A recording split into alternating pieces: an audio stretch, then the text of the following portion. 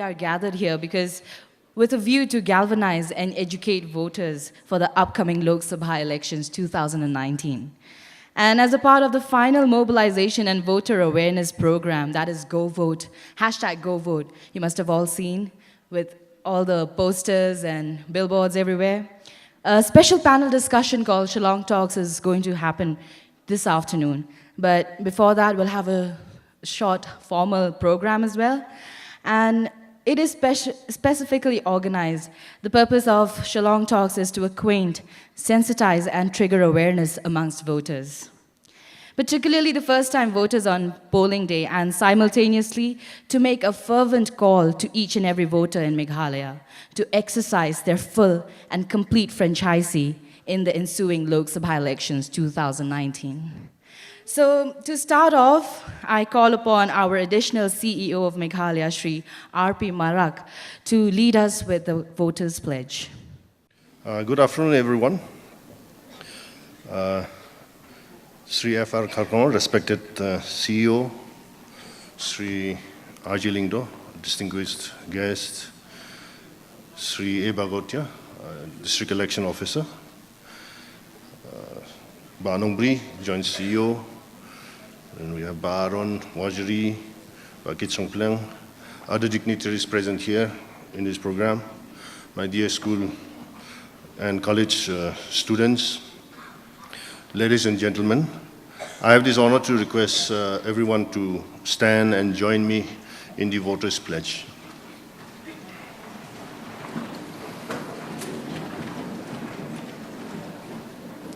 We, the citizens of India, having abiding faith in democracy, hereby pledge to uphold the democratic traditions of our country and the dignity of free, fair and peaceful elections,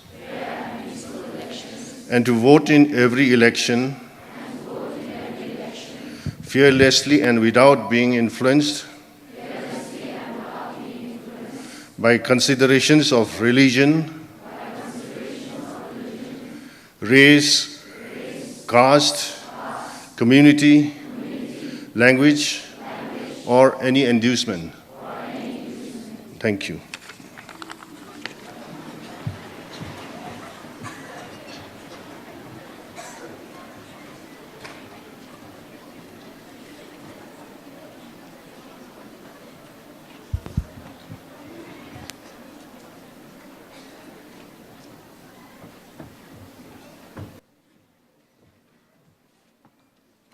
Thank you, Shri R.P. Marak, for leading us with the voters' pledge. So now we'll have the videos, the screening of the videos for the Meghalaya's Trust with elections and Go Vote videos. Can you dim the lights here?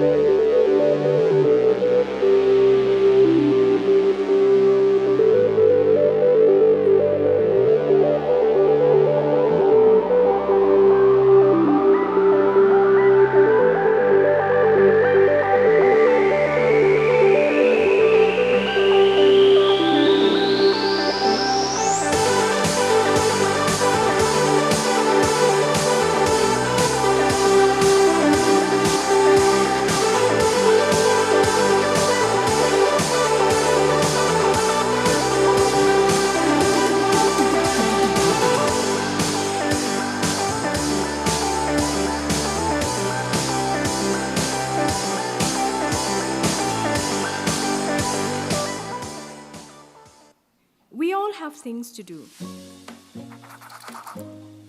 Some we really love.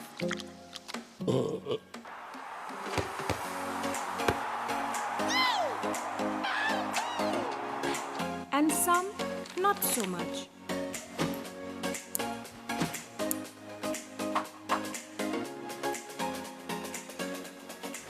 And there are other things we do because they are our responsibility, such as voting. Voting is your right, your duty, your responsibility. Do it for you. Do it for your future. Do it for democracy.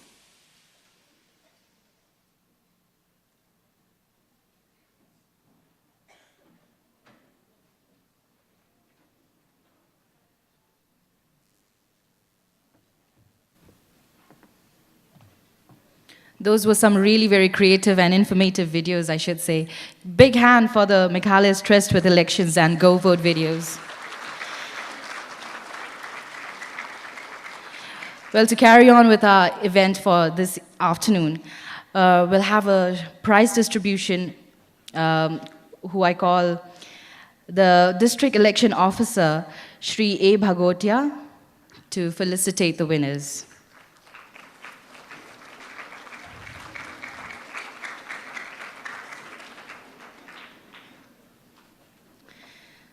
So there were 3 competitions: short film contest, poster contest, and photography contest. I think a few words before that from Sir, before we give away the prizes. Just a short. Thank you for giving me this opportunity to be here. I thank our Chief Electoral Officer, Shri F. Khakongar sir, for organizing this program and giving me opportunity to be here with all of you. As can be seen, that sir has been pivotal in spreading this awareness messages, videos, and so much of audiovisual material which has come to all of us, which has aided and helped not only our voters like earlier also, but also sir has been able to reach to untouched areas previously, like our persons with differential abilities, our infirm and blind voters. And also I'm happy that state as a whole under CEO sir has been able to also rope in the support from poll volunteers, who are our basically students from NSS, Bharat Scout and Guides, and various other universities which are supporting us. So this is a welcome feature which not only support us in election preparedness and implementing ECI directives, but also brings in, it converges and collaborates society and other stakeholders to help and ensure that voting process is more of a family affair. It's more of a festival which we all should together enjoy rather than seeing it as a procedural exercise. So in this entire atmosphere where we can see widely around us festival, it's a Maha Tyohar. Election is a festival. I again congratulate all of you for this festival on 11th of April, and we look forward to a good peaceful election under Sir's leadership. Thank you. Thank you, sir. And a small token of appreciation, we want to felicitate you as well.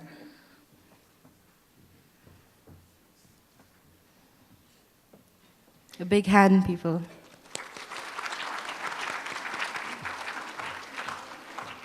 And now we follow with the winners of the contest. So first category is the short film contest. And the winner is Sagar Pandey from All Saints Road. Kindly come on stage, please.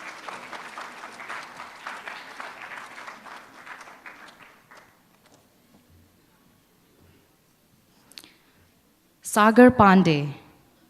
Is he around? All right. And we move on to the consolation prizes for the short film contest, which goes to Jeffrey Nelson Shabong.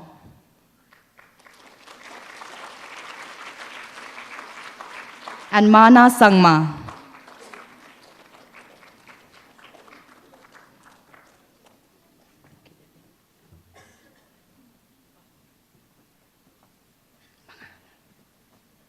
Okay, could you please move towards the center? You're you're Jeffrey Shabong? No, I'm Manas. Okay, you're Jeffrey Shabong? Okay. Jeffrey Shabong.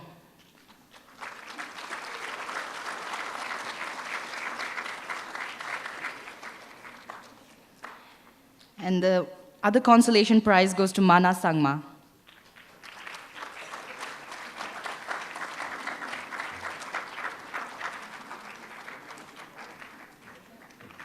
Now we move on to the photography contest category. And the winner is Alert Pale. Alert Pale.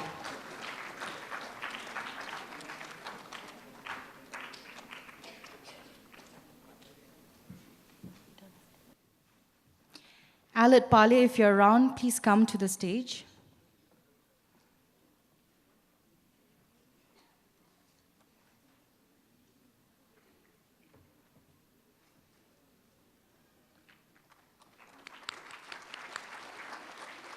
And the second prize winner is Jennifer Karbani.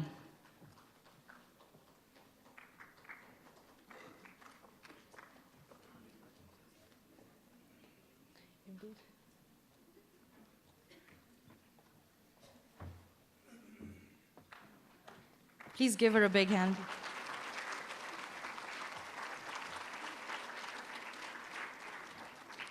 And the third prize winner of the photography contest is Balasuk Lacuna.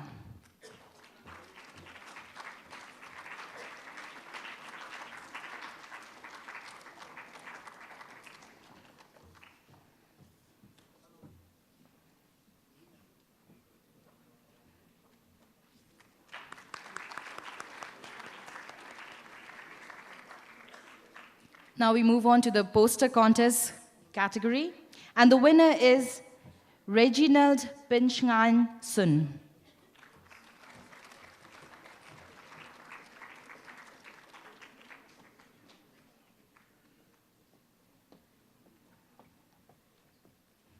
The second prize goes to Andy Nongbri.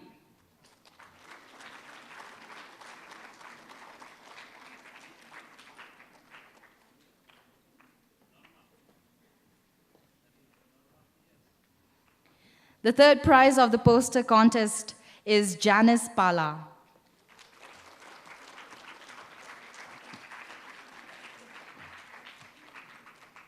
Congratulations to all the winners of the different competitions.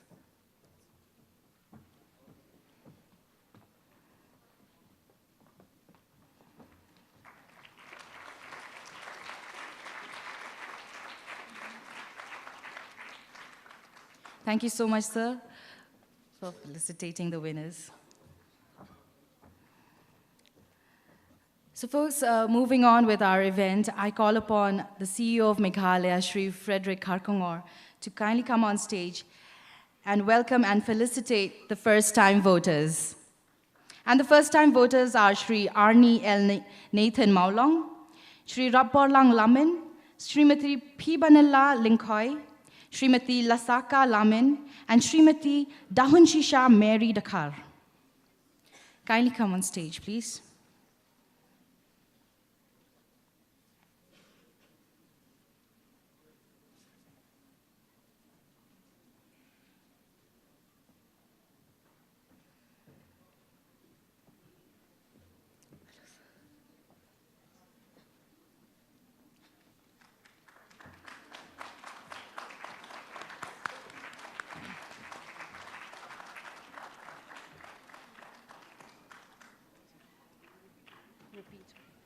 I repeat the names of the first-time voters once again.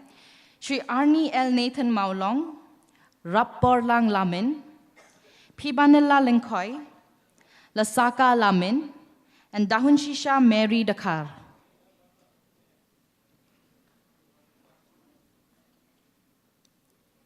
I think they're not around, sir. Thank you so much. So you might have to stay back because you have to present the Braille epic to Srimati Bertha Dakar. I call upon stage Srimati Bertha Dakar.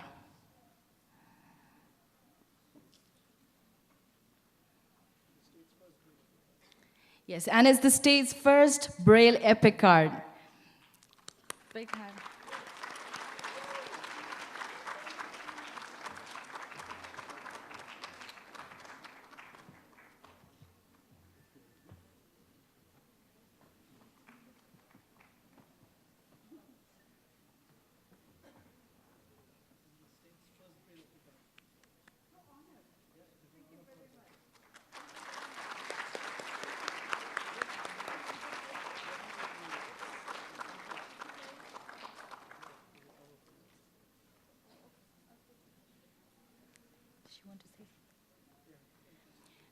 Ma'am, would you like to say anything about the first Braille epic art? Here, please come. Good afternoon. I just want to express my heartiest congratulations and appreciation for all the efforts that the state is doing through our Chief Electoral Officer, Frederick. And it was a surprise. I heard they were doing the ballot paper in Braille, but he said epic, I didn't believe. And now I can use this when I go voting on the 11th. Thank you very much, sir. Thank you, ma'am, for your sweet and kind words. And now a short speech by Shri Frederick Karkungor himself, the CEO of Meghalaya. A very good afternoon to all of you. Respected Shri R.G. Lingdo, prominent citizen, also former Home Minister and also Vice Chancellor. Srimati Bertha, who was just here on the stage, who is also our disability icon and also a Padma Shri. Other panelists, Dr. Balajit, then the two young voters, my colleagues from the Office of the CEO, Mr. R.P. Marak, the additional CEO, Mr. K.L. Nongri, the joint CEO, from the DC's office, ADM, Brenda, all the heads of the various youth organizations who are here, from NSS, from the Bharat Scouts and Guides, the NYK, and all the young people who will be acting as poll volunteers in the coming polls on April 11th. I don't want to take too much time, but just like to urge you to come and vote on April 11th. And also remember that not voting is not a protest, but actually it's a surrender of your rights. So do engage. We were just sitting with Barji Lingdo just now and having a word that all these activities that we are doing, all these programs that we are doing is to ensure that we engage and that we connect with you so that there is no secession from your democratic rights, so that there is no secession from your constitutionally given rights. Much as parents who try to always engage young people in the family so that they do not disassociate themselves from the normal process. All these activities are basically geared towards associating you, engaging you, and connecting you so that all of you have a sense of belonging and move on to the next level, as Baarji was just mentioning just now, move on to the next level of ownership. So this is the real motive of all these programs, which is to engage, which is to empower, and which is to help you express. And the theme of this program today, of this hashtag Go Vote, of which Shillong Talks will just follow now, is basically to power the voter so that you can empower the nation. Thank you very much.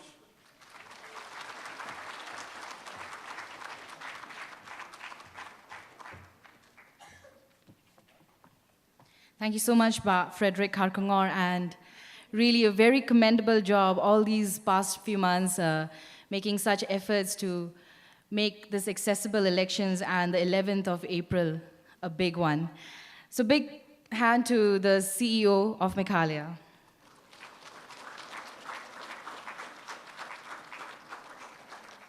Now we move ahead with the Shillong Talks panel discussion, and I welcome the moderator Ashna Charprana on stage, please.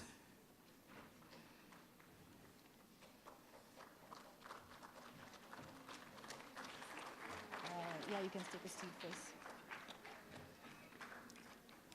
Now I call upon the panelists, Shri Frederick R. Karkungor, IAS. Please come on stage, sir. Shri R.G. Lingdo, former Home Minister and prominent social political thinker.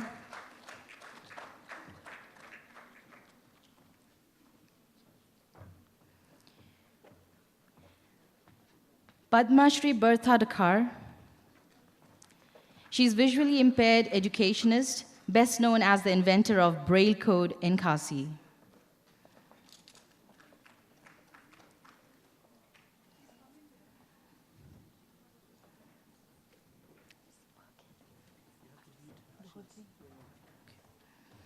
The government of India honored her in 2010 with the third highest civilian award of Padma Shri. Bertha Dakar is presently the headmistress of the Jyoti Shroth School, a school run by the Bethany Society for the Visually Impaired Children. Now I call upon Dr. Balajit Nongrum, who is a speaker and trainer with RZIM, Life Focus Society.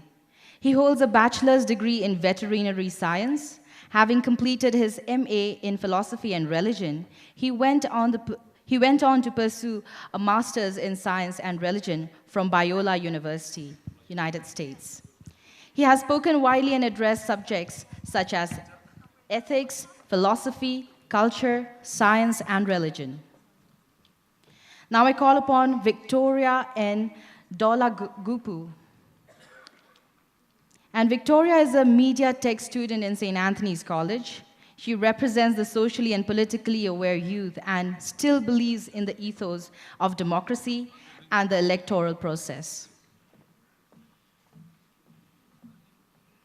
I now call upon Andrew Jurwa, who is currently pursuing Bachelor of Arts at St. Edmund's College. He is an avid participant in various social interactive programs in his college and has participated in the Model United Nations event. Politics and governments are his areas of interest. So our moderator, Ashna Chaprana, is a public speaker, branding and content professional. Ashna is using her skills to reach out to the youth of India by conducting pan-country workshops with Shillong Talks. So Ashna, I think move over to you. Hello? Am I audible to everybody? But you are not audible to me. Can I have a warmer, can I have a hi from everybody just to see that everybody can hear me? Hi guys? Are they audible to you? I don't think they're audible to me. You're not audible, guys. We can't hear you. Can you give a warmer hi? Hi, guys. Hi.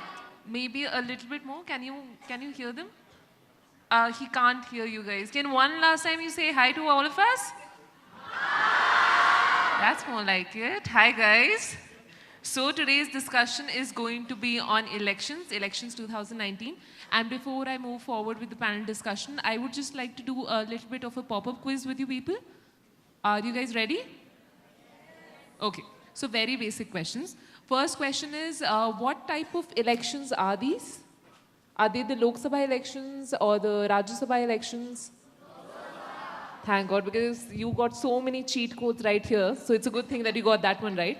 Then we have, okay, so in how many phases will this election happen? I'll give you options. So your options are 3, 4, 5, or 7. 7? All right, so pretty much correct. 7 it is. Also, my apologies beforehand. I do not have gifts for you people. So please don't hold it against me. Okay? Okay. Now, moving on to the third question. When are the elections for Meghalaya? 11th? If I talk specifically about the Lok Sabha seats, how many seats do we have? We have 543 seats, all right? So in our state, in Meghalaya, how many seats do we, are we allotted according to our population? How many? Yes, so I think the basics are sorted for everybody, right? All right, so now moving ahead with the discussion, we will basically be addressing a couple of questions that we think that you people might have. And we would want to have a lot of valuable insights from the panelists here. So first of all, hi, thank you so much for having me here. And I think the basic idea that we have with this particular campaign, and as is showing on the screen behind us also, is that we do not want to leave any voter behind. And when we talk about that, we mainly talk about two things. One would be awareing, so one would be related to awareness, and the other would be related to accessibility. So one idea would definitely be to make sure that every person who can vote does eventually vote. So when we talk about this idea, first of all, Mr. Khalgungar, I would like to have your opinion on this, that when we talk specifically about the Office of CEO and the initiative, the Unite campaign that we've had here, What do you think, what have been the different initiatives that we have done under the Unite campaign to make sure that every person who is eligible to vote essentially does go out and vote? So if you could speak about that. Very good afternoon again to you, Ashna, and to my co-panelists. At the very outset, it is quite encouraging to know that all the audience know when the date of polling is, which is April 11th. That's a nice way to start. So, as you all know, when we went to the polls last year for the assembly elections, that time our total electorate was about 18,43,000. And now, as per the latest figures, we are now 19,14,000 plus. So it's quite fitting that in 2019 we are 19 plus. So I'm thanks to all of you who sort of enrolled. The key thing for the electoral process, for the electoral machinery to run forward is to have people enrolled. So we are also quite happy to note that the number of women enrollment is higher than the male enrollment. So that way Meghalaya lives up to its name of being a highly sort of inclusive it has a very inclusive kind of an environment that way. Of course, in terms of representation, there are things that can be said. But in terms of enrollment, I think it's on a positive track. Now, I'd like also to share with you a quick statistic that in terms of the ratio of young people enrolled to the total population, as per the final rolls, we were 76,000 plus. I think we would have gone up to about 80,000 now. And it represents about 4.6% to 5% of the electorate, which when you compare to the rest of India, it's quite high, because in other parts of India, the ratio of young people enrolled to the total electorate, it hovers between 1 to 2%. But in Meghalaya, it's about 4.6%. So a big shout out to the young people here who've enrolled in such large numbers. So amongst the activities that we have done with through the election machinery, we've had a number of these voter awareness programs. As you all know, Meghalaya loves music. Our Home Minister, our former Home Minister who's here, is also a very well-known musician in his own right. So everyone has music running through their veins.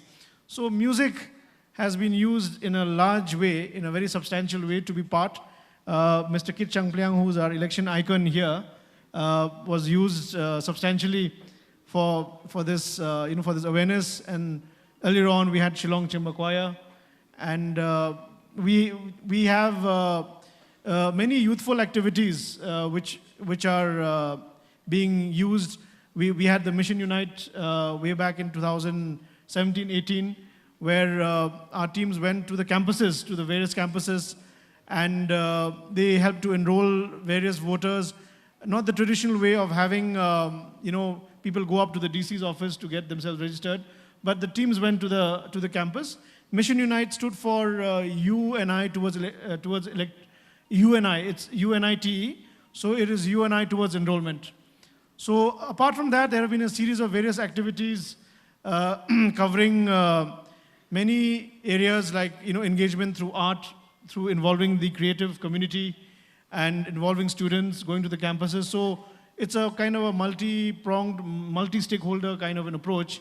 And we are also very active on social media. We know that social media is now the medium of the young people, the medium of the future. So we are quite active on social media, mostly on Facebook. Meghalaya is more Facebook-centric. Twitter, recently we have got onto Twitter. Instagram also partly, but it's mainly Facebook. But I also want to assure the young people that our engagement through social media will increase, because when we look back to previous campaigns like the Barack Obama campaign, it was mainly a campaign through social media. And so we are putting out a lot of audiovisual material on social media now to be able to engage with the with the young voter. So before I take up more time, I think I should hand over to the moderator back. So I think, I would personally, so I'm from Delhi, and when I came to Meghalaya, I was amazed by when we entered, everywhere we could be made, being made aware of the elections that are happening, and everywhere, every other person was trying to be, so we were trying to involve everybody here. And especially when we talk about the youth. So I just want to have a brief idea of the audience that is sitting here. So how many of you are between the age group of 18 to 25? Can I have a raise of hands? So I think this very figure that we are doing an event especially for people who are in this age group does communicate how much the state is trying to contribute to bring in the youth in these elections. And when we talk about the youth, we also have two youth icons here. So I would like to have your opinions on what do you think. So Sir has very eloquently put what the state has been trying to do and what the Office of CEO has been trying to do to include the youth as well, which has resulted in about a 5% enrollment, which is great. So what do you guys think that, first of all, my question would be, do you think apart from, so if we forget about the statistics and if you talk especially about yourself or about your friends, what do you think this campaign has it been able to reach out to them? Has there been a significant change in how they are approaching towards this year's elections? All right. I think the first and foremost thing is the fact that this event is happening, which is reaching out to the youth, is in itself a testament to the fact that there is a lot more involvement, not only in this age group, but also age groups younger than us, preparing them for the next elections. The fact that me, myself, and Andrew, we are both seated on this panel with such eminent figures is also another testament to the fact that the youth is involved, and it is not a shocking factor, but the government does care about this age group. For me, when I was, and I'm so humbly obliged, but when I was invited for this panel, I asked around a lot of my friends in my college and as to whether they are going to be participating in this vote or how do they feel about it, so that I had a more diverse questionnaire to look back from when I represent this age group to the audience as well as the office sitting here. And what I got was before, the ideology was we hate politics, we hate anything related to politics, we don't want to be involved. Anything that even starts with the intonation of being politics is a necessary evil and something that they're not behind, which is again a very dangerous idea to have when the fate of the country is in your hands and in your vote. So I asked them how that opinion changed to them now, wanting to vote.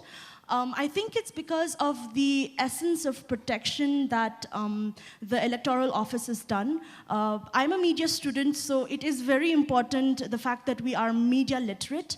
And through our course, we've found that number one, the guideline that the Chief Electoral Office provided, which said that, there will be restriction on the amount of social media content will be given to us, made us feel like, the Electoral Office actually cares, not only about the fact that we are being enrolled and we are being voted, we are voting, etc., but the fact that they care about us enough that we are not bombarded with fake news, we are not bombarded with fake promises, because at the end of the day, when it's coming towards the election time, it's more like a courting process, a wooing process where the politicians go like, we will give you 10,000 jobs and 10 crores in your SBI ATM and your bank account if you vote for me. But because of the fact that you have protected our rights and cared about us enough to not only enroll us, but also make sure that we are empowered with the knowledge that, we can make the choice on our own. It is not forced down upon our throat when we watch a YouTube video with an ad that plays 18 seconds long, telling us to vote for one particular party. That shows us that you care. And I think that is the essence of why the turnout is such an impressive rate in Meghalaya, but also the turnout is such in India, because the Electoral Office cares.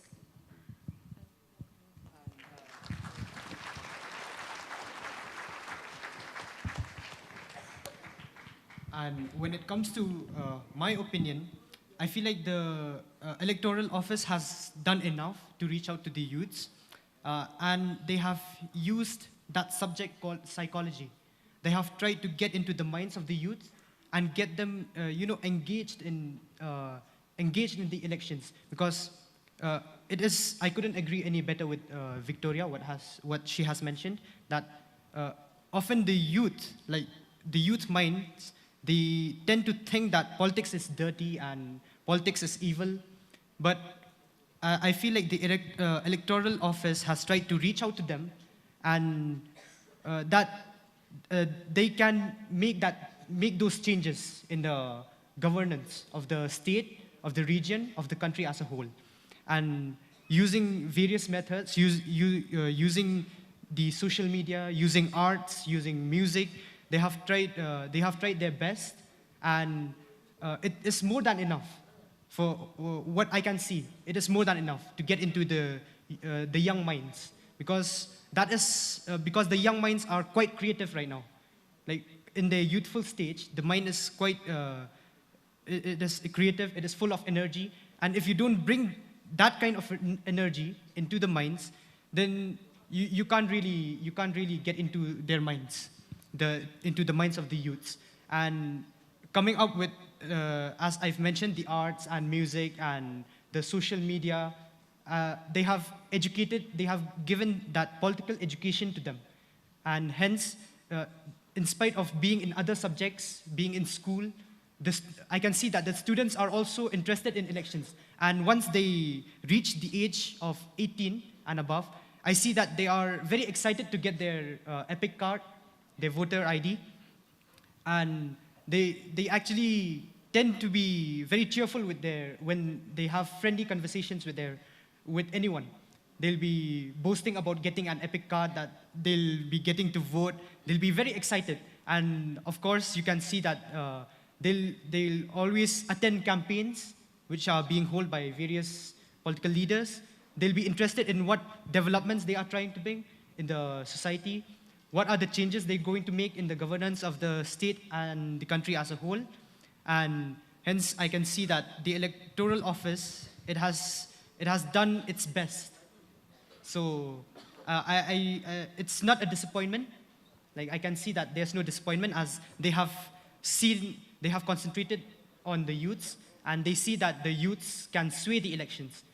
There is a huge control by them on the elections, and that they have seen that every vote matters, because once the votes go in the wrong way, then the governance of the state is not going right. The future is not going to be a very good one. And bad governance, we all know there's no development, so hence, I really appreciate the work of the electoral office, getting engaged with the youths more, as they are concentrating on the youthful stage of theirs. Yeah, so that's all I would like to. First of all, I think I would like to take one common pointer from both of whatever you said. The one thing was that definitely enough has been done from the other end. So now the baton of responsibility is and should be shifted to the people who have to vote, to the youth who you are attending. So you might be thinking that, okay, I'm not an eligible voter right now, so probably my contribution in these elections is not as important as people who actually are eligible to vote. But I think, as you also said, that we are not only preparing the people who are eligible voters this year, but are also preparing the younger generations to vote in the next year. Also, I think one other thing that you said was that there are 2 pointers that we should remember. One thing is that every vote does count, and the second thing is that it should be an informed voting, so that no vote goes in the wrong direction. Yeah. So taking it up from this point, when we talk about every vote does count, I think I would like to have your opinion, Ms. Bertha, on this. On how do you think that even the PWD community, how can we involve them more? And as I was having the conversation with you earlier, you said one part is definitely educating them, but another part goes on to educate people around them to be more sensitive so that they feel more included in the process. So any opinions that you have about that? Yeah. Okay. Thank you. I'll speak mainly on behalf of persons with disability. May I ask the question, how many young people or persons with disability do we have in the audience? Can we have your hands up, please? None. We have? Oh, that's good. That's very good. Because, two hands. Okay. So, this is what we want to see in the society where the society is made up it's made up of diversity, actually. And persons with disabilities are human beings themselves. But for so long, we do not blame anybody, but it's in the mindset in the society that, because they are different from the others, so they cannot perform and live as other members of the society. But now things have changed, and we've seen the tremendous effort put in by the Office of the Chief Electoral Officer here, where for many years now there has been enrollment in the institutions, in the campuses where persons with disability are, especially young people. And that, as the other young people said, that it makes them feel that they also have a role, they are at par with other people to take part in whatever social and political duties that we have. I cannot give the statistics. I think it also includes adults who had never been enrolled before because, as I said, they felt that they should not be part of this. And we cannot blame also some families, depends on where they come from, urban areas, rural areas. They feel that, this is meant only for those people who can see, who can hear, who can walk, who can do things like other people. But now through accessible elections, we are more aware, the community is more aware that we can do differently. I have an epic card which none of you would have here. I can boast that, okay? But it conveys the same message, yeah? And I'll do the same thing. I'll cast my vote. So aren't we doing the same thing? It doesn't matter how we do it, right? So this is what the message that we want to give out to our people with disabilities. That, all right, we might feel bad because we can't see, people have to lead us, people have to carry us. I sit in a wheelchair, everybody looks. I use sign language because I cannot communicate through speech. But then it's high time. And this realization has come very much when more and more people with disabilities are educated. So they need general education to put that spirit into them, that awareness and that understanding why they have to vote in the same thing. Because I believe in the rural areas, elections time come, it's a time of merrymaking, it's a time of getting money maybe. It's a time of trying to get as much money from, forgive me for saying this, but it's happening, and, many other perks. But then slowly we have to make them understand that they also can and should contribute something to the political development in the state and in the country. Now, okay, I would be very happy to vote. A young person, maybe in the Riboy district, would be. A young or an old blind person in the Jaintia Hills would. But what about the families? These people need support when they actually have to go and vote. What about those who cannot walk and they don't have wheelchairs? They have to be carried. So there more support we need. Some families are open to that, some are not. Then they may have friends, they may have neighbors who either positively or negatively influence them as to, that go and vote. That is what is needed, I think, Bakar Kongor. More of this and additional support when these people do not get the support from their family members or neighborhoods. So every vote counts. Now, Ashna, am I going off the point? No, you're not. You're on the No? point. No. Whatever you're saying is, I think, very much relevant to the bigger topic that we are having here. So probably not correctly in coherence to the question that I asked, but definitely, I think, please keep on going. You? Yeah. So the question It's okay. Next. No. So what you said is essentially very much related to the question, and more so towards the general topic that we were having on how can we make it more accessible. So when we were talking about awareness on how we are trying to make other people aware, we were talking about the general public, and we were talking about the community, which is the PWD. So I think what you're saying is very much relevant as an idea to help us understand on how we can make them more aware. And then we can maybe take it forward in the next session on how we can make it more accessible for them.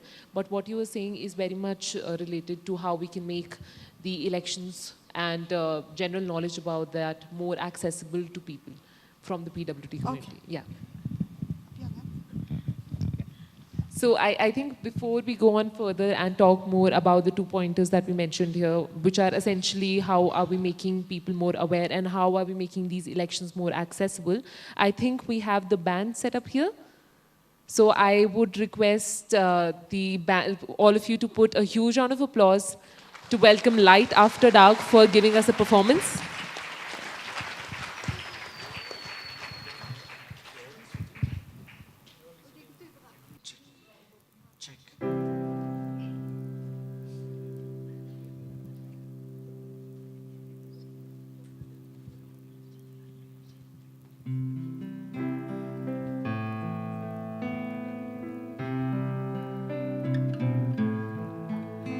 I heard there was a secret code that David played and it pleased the Lord, but you don't really care for music, do you?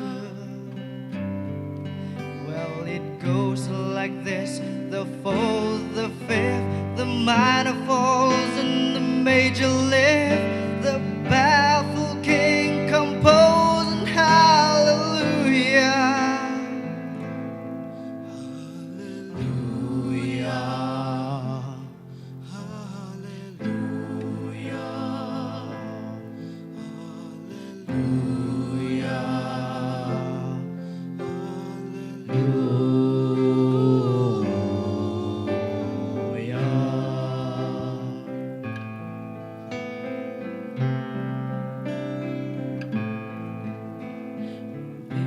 Maybe there's a God above, but all I've ever learned from love was how to shoot somebody who outdrew ya. It's not a cry that you at night. It's not somebody who's seen the light to call out to broken hallelujah.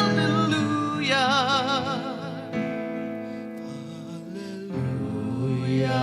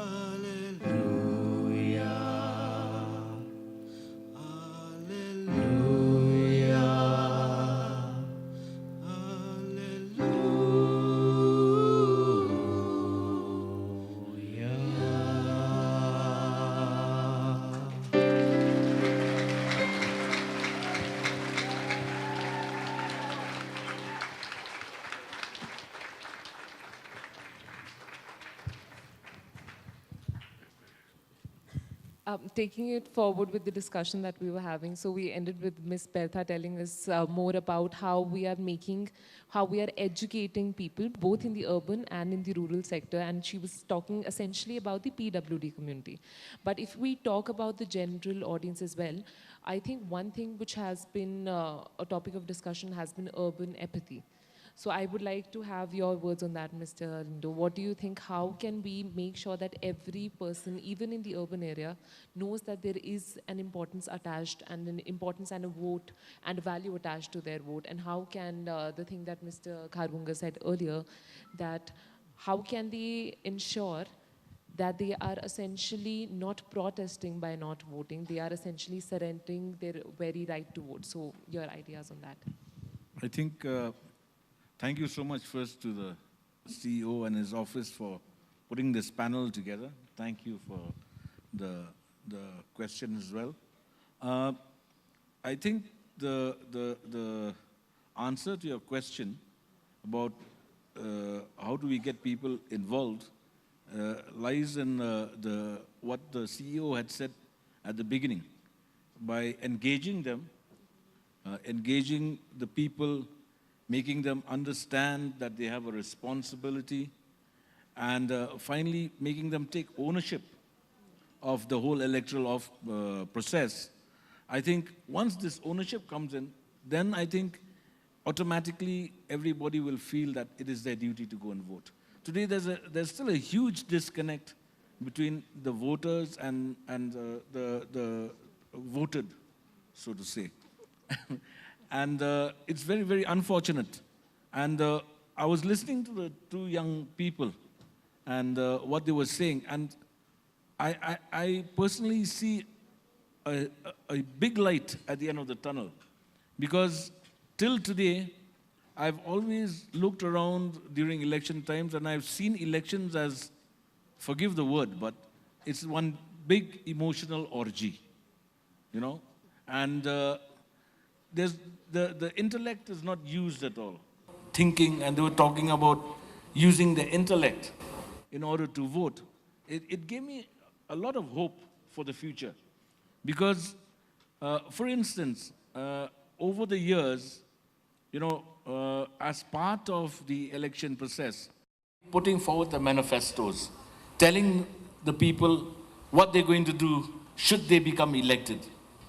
You know, and unfortunately, during this process, the manifesto is used only at the beginning. And once the election process is finished, the manifesto is also forgotten. The electoral promises are forgotten. And the whole 5 years pass on just like that. And when the same people come again to the people, they don't even mention the manifesto that they had put forward the last time. And they don't even, the people don't question what percentage of those promises made in the manifesto have actually been fulfilled. So I'm glad that the election is moving from an emotional process to a very intellectual process. I think that can be the saving grace for democracy as a whole. And as we see election promises being fulfilled, then I think the engagement of the people also will become better. Then the ownership that the people take of the election process will also be better. And once the ownership is felt, once people feel like this is ours, it is for us, then I think these other incendiary motivation that is given, you know, on the side, whether it is we belong to the same clan, or whether it is an exchange of Gandhiji photographs, you know, all that will not be as important any longer, because it has moved. It has moved from emotional to intellectual. People are actually understanding that now these people who we are voting are going to be tried later on according to the promises that they have made and their fulfilling of these promises. I think that is the biggest step that I heard today. And it really gives me so much joy. It really gives me so much hope.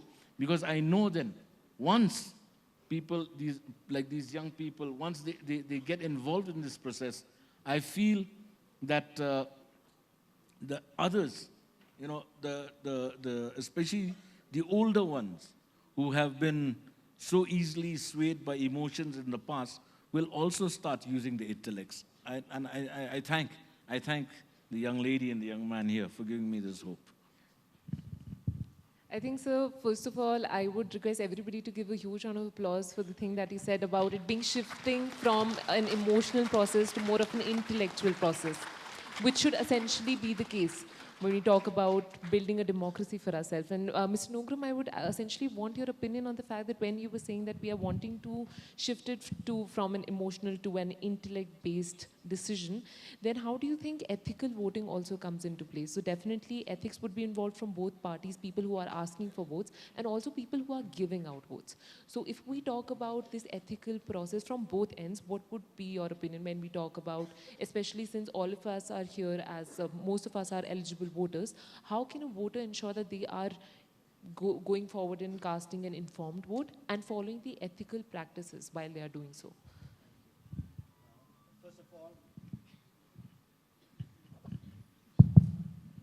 First of all, a very good afternoon, and thank you for having me to be a part of this distinguished panelists. And thank you, Ashna, for that question. Before I give you the answer to that question, in continuation with what Arji Lingdo has so rightly mentioned, the transition from the emotional to the intellectual, I thought it would be good for us to be reminded of the big picture when it comes to election. I can't help but think of the first supporters of democracy in Greek. And then later on, John Murray, in his article, The Return to Tribalism during the 60s, and then this very theme again is revisited again by one of my colleagues, a very senior colleague of mine, a man by the name of Os Guinness.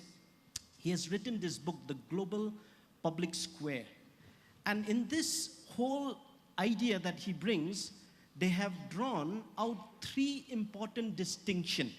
Number one is that how are we as responsible citizens of this great nation, how are we going to respond to election?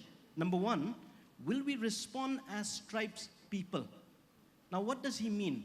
Tribes people in the sense that they derive their sense of security in the order of this tribal solidarity, in the sense where they deny and reject anything that is foreign to them or alien to them. And in fact, they tend to huddle together, you know, and their whole language is differentiated between we and they, between us and they. And so we are always afraid of the stranger in our midst. And then furthermore, they fulfill their objective by means of force and violence. But you know, if you look at the constitution of our country, our constitution begins with we the people of India, not we the tribes people. So that's the first one. Will we respond as tribes people? Secondly, he says, will we respond as an idiot? Now, I don't mean in the sense of the common, usage of the word in the sense of someone who is weak mentally, but in the sense of someone who's totally private, who does not have an opinion about the general public good. In the sense when we talk about unity in diversity, see, unity does not mean uniformity. Unity means in the midst of diversity. And so once again, I thank even the CEO who in fact created this public square. This can be called as a public square in the sense where people come together and exchange opinions and views. Now, I may be here as someone who believes, let's say, in the Bible or as a Christian, but that does not mean that I deny the existence of someone who believes something else. But in the public square, we have people of faith and no faith who comes together and exchange in a very intellectual manner, persuading each other as to what is that common good. So an idiot is one who denies and ignores and does not even know the meaning of civility. So first, will we respond as tribespeople? Secondly, will we respond as an idiot? Thirdly and finally, will we respond as citizen? Citizen in the sense of someone who puts himself or herself as something that is important, but does not stop there, but who also recognize that they are a part of the commonwealth or of a society, of a culture in which they exchange ideas in a civilized manner. So today the challenge for us as we prepare ourselves to vote is, will we vote as citizens with a deep sense of responsibility, and then coming and having this kind of a public square where we have, not only in this setting, but let's say with these two young people there, even in college setting, even in our local community, where we have people who will come, present their ideas, and we will be there to hear them out and to discern in a very intellectually and in a very meaningful way. I can't help but think when you speak of accountability, as RJ was saying, about how we take them to task in the sense of evaluating on the basis of their manifesto. I can't help but think of the brash mayor of New York, whose name is Ed Koch, in the year 1986. He is very much well known of going into his constituents and asking people the question of, how am I doing? Instead of, how are you doing? Because when you begin by asking, how am I doing? It brings that sense of accountability, where you are actually taking them to task as to, on the basis of their manifestos and their promises, have they delivered the goods or not? I think that lies before us as an important challenge as a citizen of Shillong here and of the nation as a whole. Thank you so much for the huge round of applause. And I think, sir, the one pointer that you mentioned here on accountability that sir had also mentioned. So, Mr. Kharkunkar, I would want for you to introduce the audiences, if they are not aware of the C Vigil app, in which they are actually becoming part of the entire process, apart from just casting a vote and casting an informed vote. They are also becoming accountable. And if you could just inform everybody about the app and and how are we expecting this app to bring about a change in the entire process? Yeah, thanks, Ashna. Well, we talked about accountability, about how, various outlays should translate into outcomes. And we have, during the whole period of the poll process, what is known as the Model Code of Conduct. And it's a code of ethics, like in a sense, it's a code of conduct. And how do we define what is a violation and what is not? From the point of view of the Election Commission, the role is basically of an umpire and of a whistleblower, so that if there are players who are not playing as per the rules of the game, then just as in a football match, you pull out a yellow card or a red card, or you blow the whistle. So this time, what the Election Commission has done is that it has used and it has deployed technology. We have an app called the C Vigil. C Vigil basically stands for Citizen Vigilant, and it can be downloaded from the Google Play. And in Meghalaya, of course, it's had an initial nascent run. I wouldn't say that it has been hugely popular, but we've had people who have downloaded this app, and they've uploaded videos as well as photographs of some violations that have taken place. And we've had close to about 25 to 30 such reports, mainly from the urban area. Initially, when the Model Code of Conduct was announced, there were various complaints about various kinds of posters and hoardings that were unauthorized, and these were pointed out and uploaded through the C Vigil app. And of course, on a lighter note, we've also had some people uploading selfies of themselves, which of course was not the objective. Of course, in case they were not attractive enough, then maybe it would be a code violation. But that's on a lighter note. But however, that being said, it is gaining traction, and hopefully the C Vigil app will be a real and a meaningful tool in the hands of the citizen, whereby they can upload images and videos in real time about certain violations that have taken place. Another very interesting attribute of this app is that it is geotagged. It has an auto location. That means you cannot upload images which are doctored. Say there could be images which are produced in a studio to malign X or Y, so that will not be accepted. So it has to be geotagged in real time. So we hope that since this is the first time it's being deployed, with coming elections, it will be more and more utilized for pointing out violations. I mean, Kerala has the highest number of C-Vigil, sort of applications. Kerala being a highly literate and very proactive state, so we've had the highest number in the entire country, and we hope that this tool in the hands of the citizen will be more and more visible in the coming elections. Can we please have a huge round of applause for this initiative to bring about the app? Because definitely, and Ms. Bertha, you were also saying something on how the youth can also be more involved. When you were just... Yeah. When we talk about this...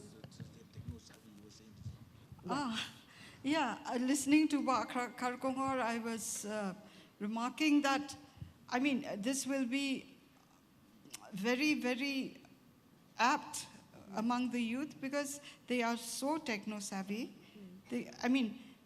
Not only people who can see, I know our blind friends over here, blind young people, they can just manipulate any gadget that comes into their hand. So I think the more we educate the youth, I don't know, even go as far as integrating this into their studies, into relevant subjects, so that they grow with that. They grow with that consciousness that, they have a big responsibility of shaping the future, as many of them have said. Can I say something? See, the CEO's office have put together rules and regulations on how elections are to be conducted. And they're like the fourth referee or the fourth umpire. The real umpire in democracy are the people. And if the people do not involve themselves as umpires, then the whole game becomes bad. Because the game is as good as the referee is. Whether it's football, whether it's cricket, or whether it's elections. And I think here, the people have to stand up and take their responsibilities seriously. There's so many things that the election office has put in, which we can use, but which we do not. I'll give you a small example. The election office has made it compulsory for candidates to declare their assets before the elections. Okay? And so I remember earlier on when I was there, I was like a little scared. I felt it was an infringement on my privacy, and to some extent. And I felt like, okay, now people will look at me more closely. And that was when it was just starting. Today, it looks like candidates are not really bothered any longer because nobody bothers about these assets that have been declared. In the last election, a candidate has declared an asset of, say, 30 lakhs. In this next election, the subsequent one, they've declared assets of 1 crore. There's been an increase of 70 lakhs in a matter of 5 years. But nobody questions that. Is that, in keeping with the income that they have? We don't use the tools that the election office has put in place for us to ensure that ethics are there, not just during election time, but in governance as well. We are not using these tools. I think some sort of awareness has to be created, and I'm glad that we have a proactive CEO here, and I hope that the next agenda will be this. The next agenda will be informing people, creating an awareness among people how to use these tools that the election office has put in place to ensure that there is probity in governance and to ensure that there are ethics both during elections and after elections as well. Before we close this particular session and have Somersault's performance, I would just like to add my 2 cents here that after whatever insights I've received from all of you, I think one thing which is becoming very clear here is that voting is not just a right anymore, it is more so becoming a duty which has different responsibilities attached to them. So to all the audience, please exercise on those responsibilities and please complete on those duties as well, so that voting does not just become a right and a burden, but also becomes a very involving process for you when you start seeing it as a duty that all of you have. Now, I would request the band to take over, please. Hi, everybody. Let's give them another round of applause for Ashna and all the 6 panelists who have done so well. I've been enlightened a lot, actually. You know, we are Somersault, and oops, that was supposed to happen. As we talk about, you know, voters' apathy and urban apathy, makes me think the other day that we have always thought that a drop of water is what makes the ocean. But somehow we can't really we have not been able to translate that a single vote, you know, is what makes this ocean of democracy called India. So I encourage all of you, each one of you, those people who have reached the eligible age to vote, please don't wait till 2 or 3 o'clock in the afternoon. You know, you wake up early in the morning, just do your bit and do it for you and do it for democracy, do it for your loved one, okay? Are you with me? I can't hear you. Yeah, that sounds like it. And the song that we're going to sing, you know what, it talks about integrity. And we will sing this in Khasi. It's the famous song where Pinsuk will be singing, and we have Ador on the keys, Greg here behind me. And Dajit will be playing the Khasi drum. Okay. Kama Yaka Hawk will take us back to the integrity culture of the Khasi people. Have we lost it? Yeah, it's very difficult to say, but then let's try one bit at a time. Are we ready?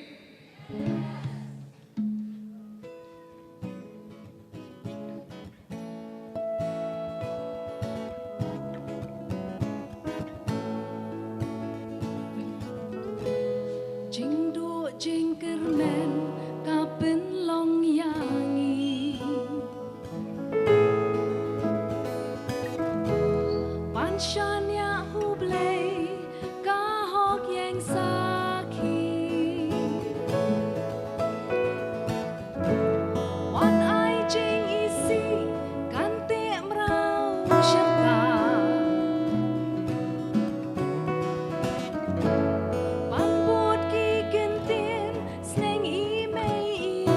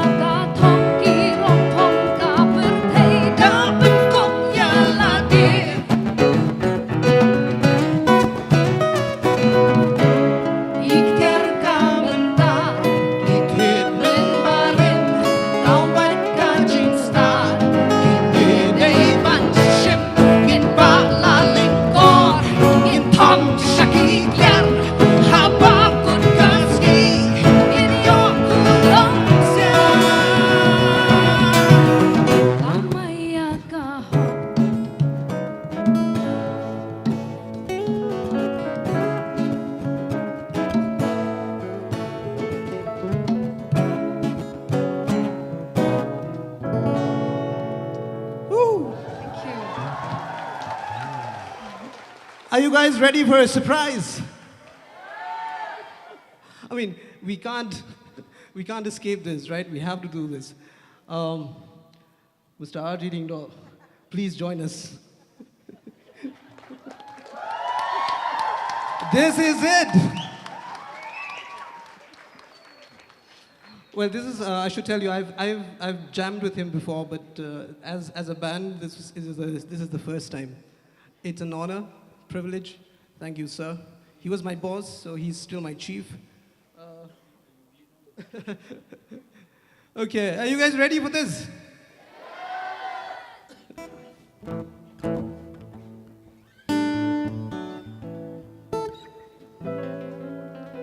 So he's got like 12 harmonicas there, so it's very interesting. Thank you. We haven't sat, we haven't rehearsed. You're hearing it for the first time like I am.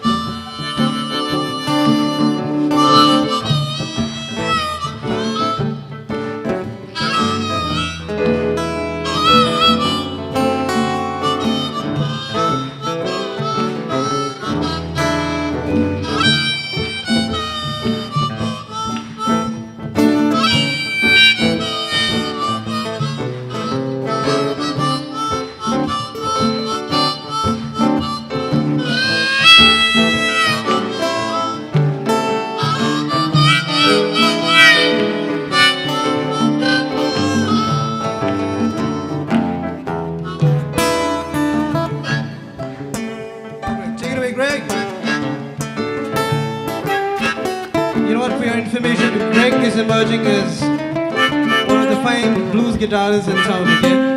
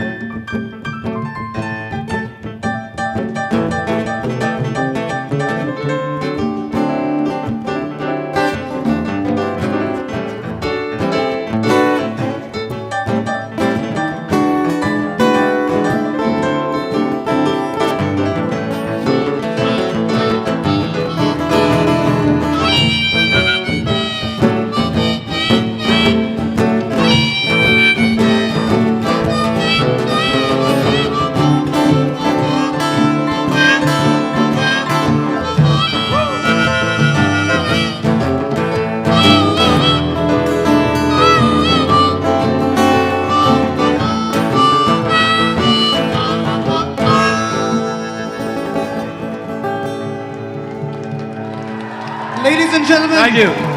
Mr. R.J. Lindo. And thank you very much.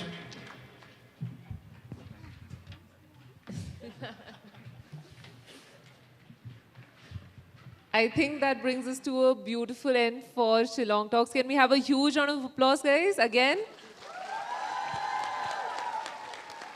I would just request Mr. Khargungar to give a closing remark so that Nipa can take it forward. If you could just give a closing remark, one message that you would want the audience to go home with after today.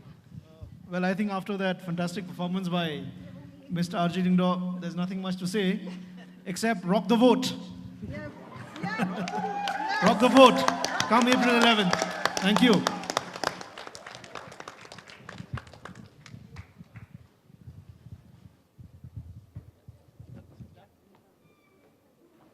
Thank you so much, Ashna, and all the panelists here, Dr. Freddie R. Kharkungor, IAS, and by R.J. Lingdo, the man of many talents, I must say. Big hand once again, folks. Thank you, Padma Shri Bertha Dakar, Dr. Balaji Nongrum, Victoria N. Daulagupu, and Andrew Jerwa as well. And once again, a big hand. Let's just show some appreciation, folks, to the Chief Electoral Officer of Meghalaya.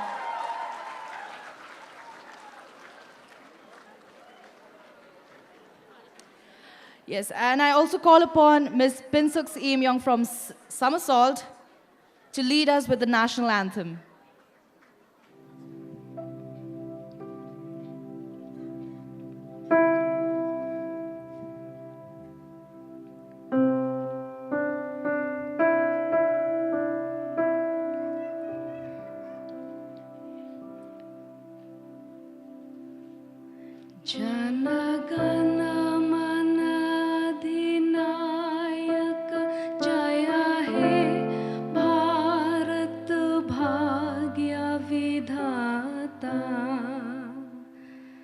Punjab Sindh Gujarat Maratha Dravid Utkal बंगा विंध्य हिमाचल यमुना गंगा उच्चल जलधि तरंगा तब शुभ नामे जागे तब शुभ आशीष मागे गाहे तब जय गाथा जनगण मंगलदायक जय है भारत भाग्य विधाता जय है जय है जय है जय जय जय जय है